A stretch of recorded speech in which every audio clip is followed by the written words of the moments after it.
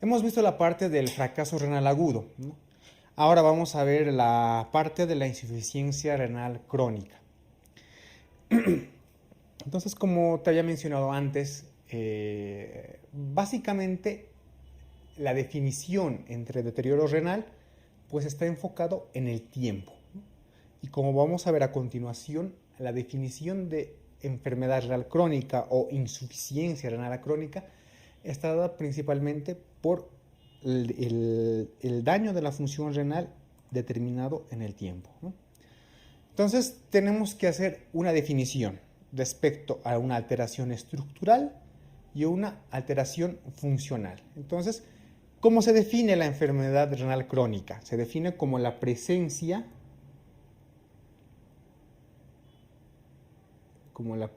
de alteraciones estructurales y funcionales por más de 3 meses. ¿Sí? Alteraciones estructurales y funcionales del riñón, evidentemente, ¿no? Por más de 3 meses. Esa es la definición de enfermedad renal crónica. ¿Qué más tenemos que ver? Primero, al hablar de alteraciones funcionales, tenemos que ver que estas alteraciones pueden ser o bien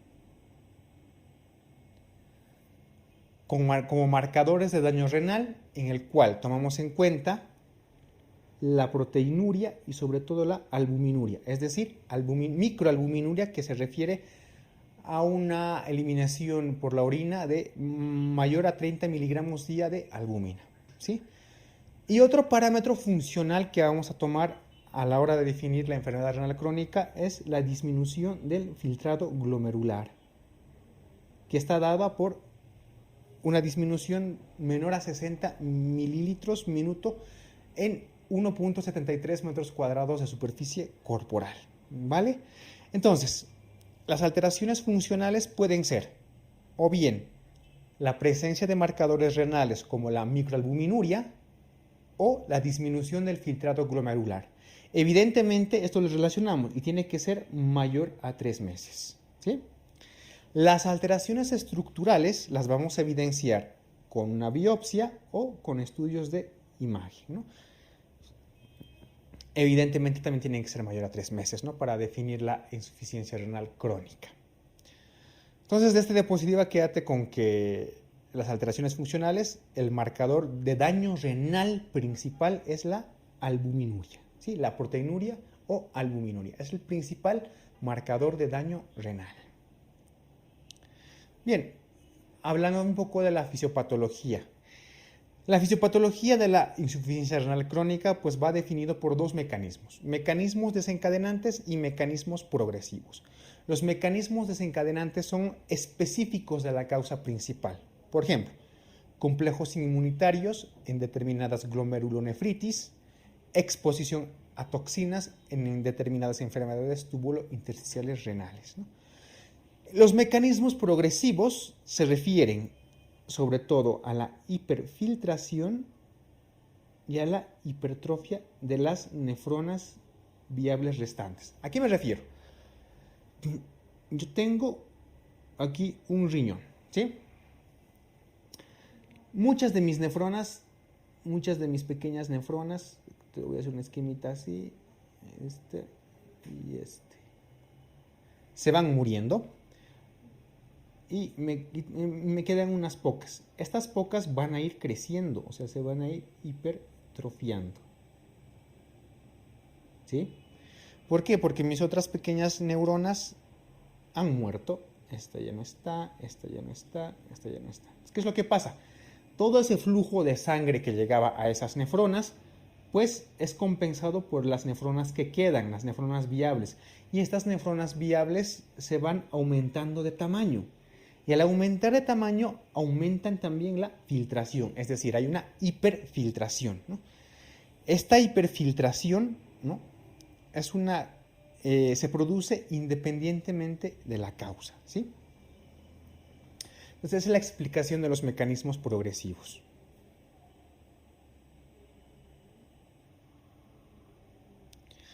Bien, entonces, hablamos ahora acerca de la etiología de la insuficiencia renal crónica.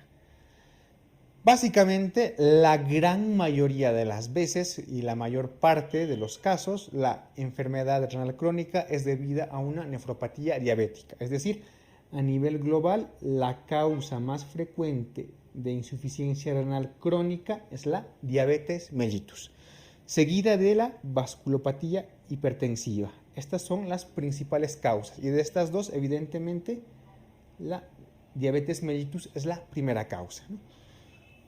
Con menor porcentaje, pues tenemos a las diferentes glomerulonefritis, ya sean primarias, secundarias, la enfermedad poliquística o túbulo intersticial, etc. Y hay otras causas aún no definidas. Pero recuerda, de la etiología lo que tienes que aprender es que la causa más frecuente es la diabetes mellitus, seguida de la vasculopatía hipertensiva. Bien. Algo que tienes que recordar para poder entender de una manera más adecuada este tema es, si yo hablo de la insuficiencia renal crónica, es que estoy hablando de un fallo de mi riñón en forma crónica en el tiempo. Hasta ahí lo tenemos claro. Ese fallo puede ser funcional, estructural, ¿no? Dentro del funcional, por la albúmina y por el filtrado glomerular, etc. Entonces, para entender todo lo que le va a pasar a ese paciente, tú tienes que conocer cuáles son las funciones del riñón. Para eso ya has leído la parte de fisiología renal en ciencias básicas, ¿no? Entonces repasaremos ahora un poco de cuáles son las funciones del riñón. Primero, producción de la orina. Segundo, manejo de los iones, es decir, mantienen el equilibrio hidroelectrolítico, es decir, entre el agua, el sodio, el potasio, etc. Tercero, mantienen el equilibrio ácido-base, ¿no? Cuarto, ¿no? Actúan manteniendo la masa de los eritrocitos por la secreción de eritropoyetina.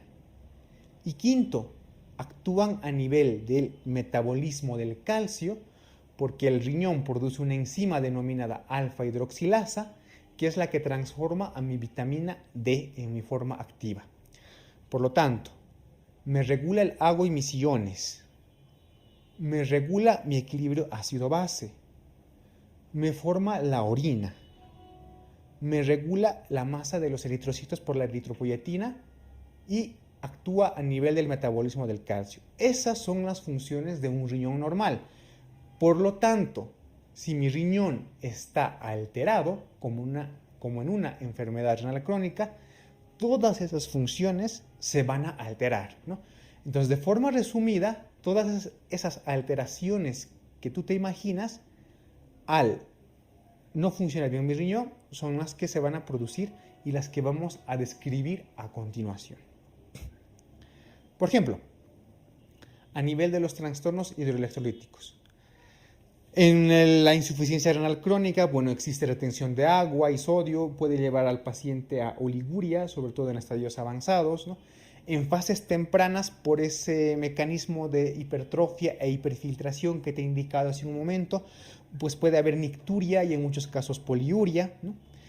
En casos de enfermedad renal crónica muy avanzada, pues como no puede manejar bien los iones, existe sobre todo una hiperpotasemia, ¿no? Entonces, como trastornos hidroelectrolíticos, acuérdate, hay oliguria y hay trastornos sobre todo del potasio en fases muy avanzadas. Bien, hablamos ahora de la acidosis metabólica. Como el riñón no puede controlar bien los iones, el metabolismo del bicarbonato y de los iones, ¿no? Recuerda el primer tema, te he dicho de que dentro de la acidosis metabólica la enfermedad renal crónica es una causa fundamental, ¿no? Entonces hay dos tipos de acidosis metabólica que me puede presentarse en una enfermedad renal crónica y esas son unas con un anión GAP elevado y otras con un anión GAP normal, ¿no? Las que tienen un anión GAP elevado es la forma más frecuente de presentación de una acidosis metabólica en una enfermedad renal crónica, ¿sí? Evidentemente hay ciertas situaciones en las cuales se me puede dar que el paciente me desarrolle una acidosis metabólica con un anión GAP normal, como por ejemplo una acidosis tubular tipo 4 o una nefropatía de tipo intersticial. Pero la forma más frecuente de presentación de la acidosis metabólica en relación a la enfermedad renal crónica es una acidosis metabólica con anión GAP elevado. Bien. ¿Qué es lo que me produce a nivel del metabolismo calcio-fósforo? Te había dicho de que hay una enzima, que es esta, la 1-alfa hidroxilasa, que se produce en el riñón, ¿no? Que es la que me transforma a la vitamina D en su forma activa, es decir, el calcitriol, más propiamente el 1,25-colecalciferol, ¿no? Su descripción química propiamente. Entonces, como disminuye la 1-alfa hidroxilasa, también me disminuye el calcitriol. Si me disminuye el calcitriol, ¿qué es lo que pasa? Pues evidentemente va a haber una disminución de la absorción intestinal del calcio, ¿sí? Y como hay una disminución de la absorción intestinal del calcio, voy a tener una hipocalcemia. ¿Y a qué me lleva la hipocalcemia? La hipocalcemia me lleva a estimular la paratormona, la famosa PTH. Esta PTH va a sacar calcio, pero ¿de dónde? De mis huesos, porque me va a estimular el remodelado y la resorción ósea. Por lo tanto, estimula la resorción ósea para tratar de compensar.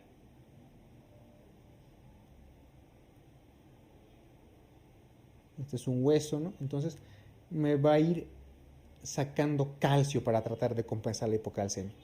Esa es una vía. ¿Cuál es la otra vía? Por ejemplo, como en una enfermedad renal crónica disminuye el filtrado glomerular, hay una disminución en la excreción del fósforo y se produce hiperfosforemia. La hiperfosforemia precipita el calcio y por lo tanto me conduce a más hipocalcemia. Y esa más hipocalcemia me va a conducir a una mayor activación de mi PTH. La PTH va a conducir a una mayor resorción ósea y es todo un ciclo que se va a producir, ¿no? Entonces, esta es la explicación por la cual hay una alteración en el metabolismo del calcio-fósforo. ¿Y qué es lo que pasa cuando hay un aumento de la PTH, hay un aumento del fósforo y hay una disminución del calcio? Esta forma de hiperparatiroidismo se llama hiperparatiroidismo secundario, ¿sí? Secundario, recuérdalo bien. Bien, entonces esta forma de hiperparatiroidismo secundario me puede llevar a producir lo siguiente: una osteitis fibrosa quística, que es lo que tienes aquí en la imagen, ¿no? ¿Qué es lo que produce? Esta osteitis fibrosa quística no es más que un quiste óseo, ¿no? Que tiene gran componente hemorrágico, al cual se lo ha denominado los famosos quistes pardos, ¿sí? Un paciente con esta imagen en relación a una enfermedad renal crónica muy probablemente es que sea una osteitis fibrosa quística. ¿Qué más? Un exceso del producto calcio-fósforo a la larga me puede llevar a la calcificación de tejidos blandos, por ejemplo, de los vasos sanguíneos, ¿no? Esta osteitis fibrosa quística cursa con un alto remodelado, un alto recambio, ¿no? Por el contrario, la osteomalacia y la enfermedad ósea adinámica, que también son entidades que se producen por una alteración del calcio-fósforo, son producto de un bajo recambio, ¿sí? En la osteitis fibrosa quística hay un alto recambio. En la osteomalacia, en la enfermedad ósea dinámica, hay un bajo recambio o bajo remodelado. ¿Qué pasa a nivel cardiovascular? Esto es importante que lo subrayes, ya que las enfermedades cardiovasculares son la causa principal de morbilidad y mortalidad en personas con una insuficiencia renal crónica, ¿sí? La causa más frecuente de mortalidad en un paciente con enfermedad renal crónica son las causas cardiovasculares. ¿Qué me puede producir a nivel cardiovascular?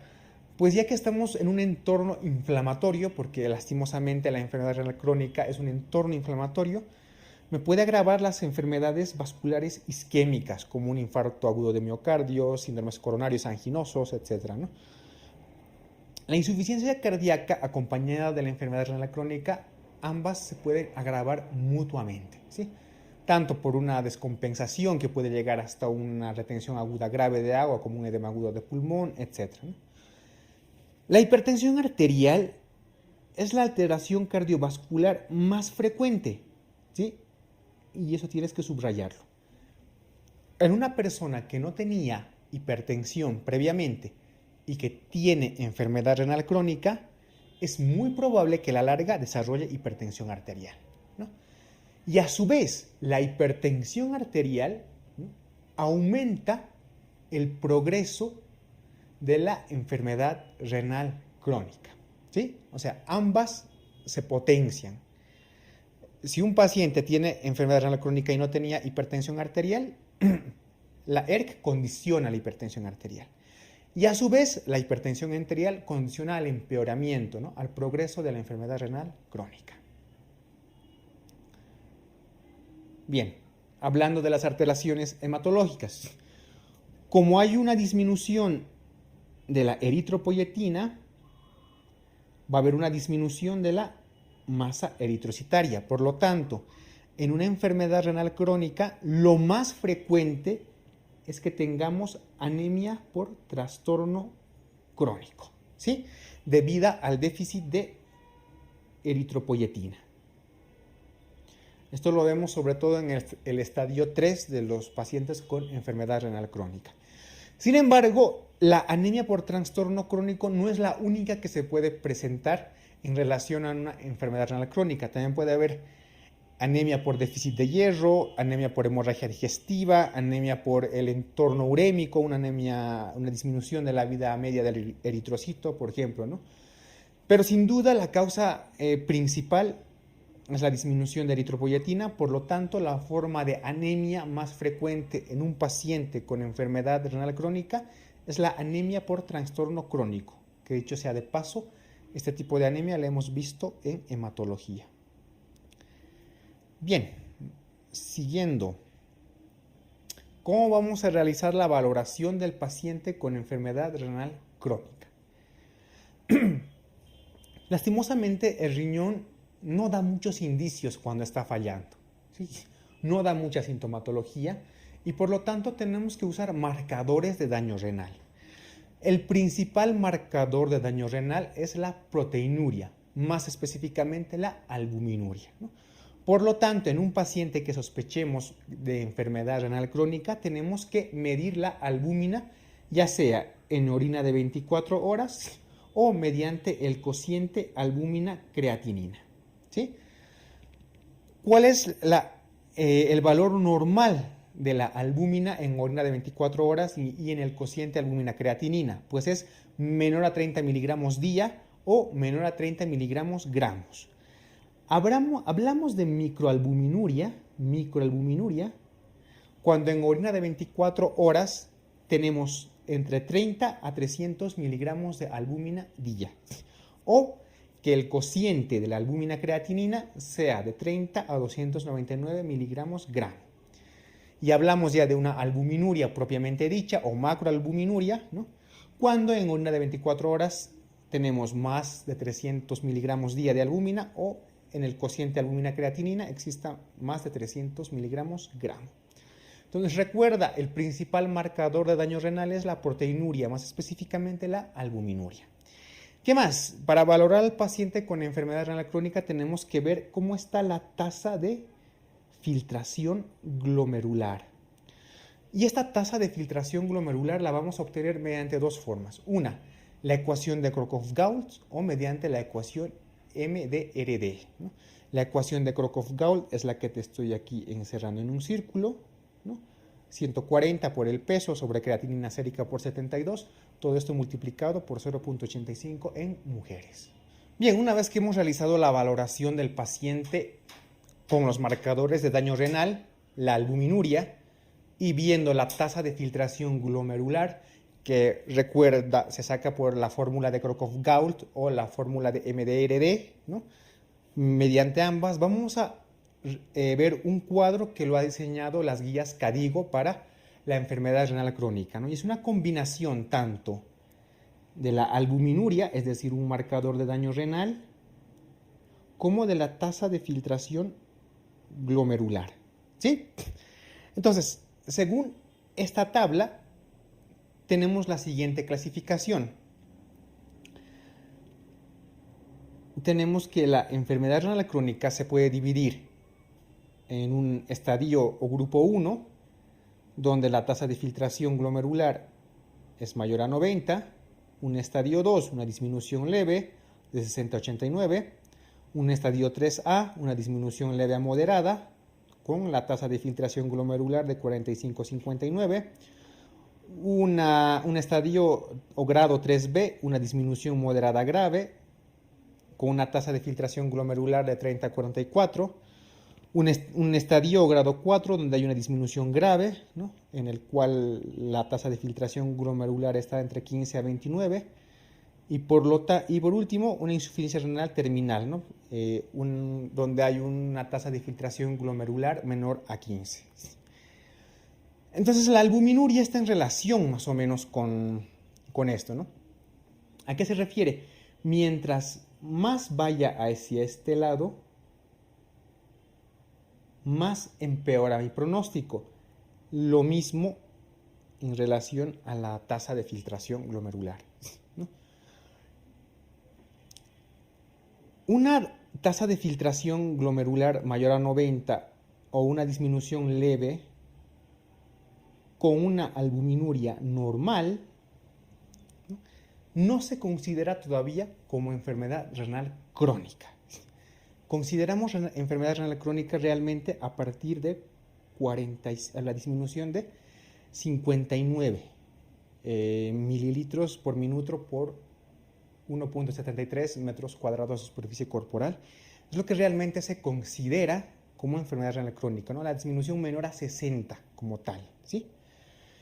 Evidentemente, en estos dos estadios, para que se considere enfermedad renal crónica, tiene que haber un grado A2 de albuminuria o un grado A3. Y te repito, un grado 1, G1 con un A1 de la albuminuria no se considera todavía enfermedad renal crónica.